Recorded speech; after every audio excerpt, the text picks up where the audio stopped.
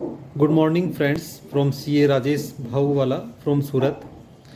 आज का ये शॉर्ट वीडियो हम ट्रेड और इंडस्ट्री की इस क्वेरी के लिए बना रहे हैं। हमारे पास काफ़ी फ़ोन और ईमेल्स आ रहे हैं कि MSME से रिलेटेड प्रावधान में क्या कोई परिवर्तन आया है और क्या पिछले साल की तरह इस साल भी यदि माइक्रो और स्मॉल इंटरप्राइजेज़ को 15 या 45 डेज़ में पेमेंट नहीं किया गया तो क्या वो डिसअलाउंस का नियम लागू है। फ्रेंड्स, पिछले बजट में इस प्रावधान को लेकर कोई भी परिवर्तन नहीं आया था, इसलिए जो आपका फाइनेंशियल ईयर है 2024-25 जो 1 अप्रैल 2024 से स्टार्ट हो रहा और 31 मार्च 2025 को ख़त्म होगा, इस फाइनेंशियल ईयर में भी वो सेम ही प्रावधान लागू हैं। यदि आप माइक्रो और स्मॉल इंटरप्राइजेज़ को with in time limit payment नहीं करते हैं तो यह आयकर अधिनियम के हिसाब से डिसअलाउ हो जाएंगे। अब दूसरा जो क्वेश्चन है कि पिछले साल जिन लोगों ने समय से पेमेंट नहीं किया उनके ऊपर क्या टैक्स लायबिलिटी आई है। फ्रेंड्स, इनकम टैक्स में असेसमेंट सेल्फ असेसमेंट जनरली होता है। स्क्रूटनी बहुत ही लिमिटेड केसेस में आ रही है। 1-2% केस मुश्किल से स्क्रूटनी में आते हैं। स्क्रूटनी में पिछले साल का जो रिटर्न्स फाइल हुए हैं उनकी स्क्रूटनी 30 जून तक उनके स्क्रूटनी के नोटिसेज आएंगे। उसके बाद उसका असेसमेंट होगा।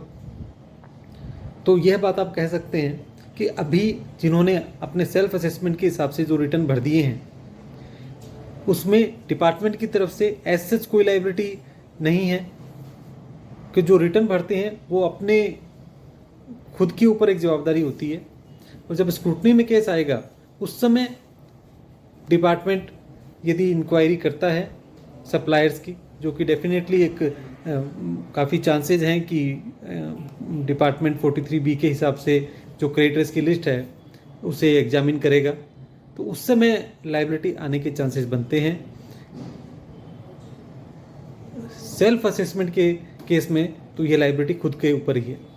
इसलिए पिछले आयकर रिटर्न के लिए हमें 30 जून तक का एटलीस्ट इंतज़ार करना पड़ेगा।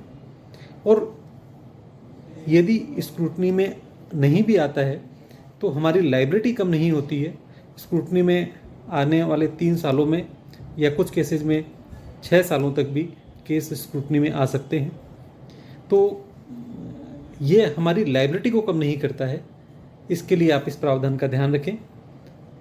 बजट 1 फरवरी को आने वाला है।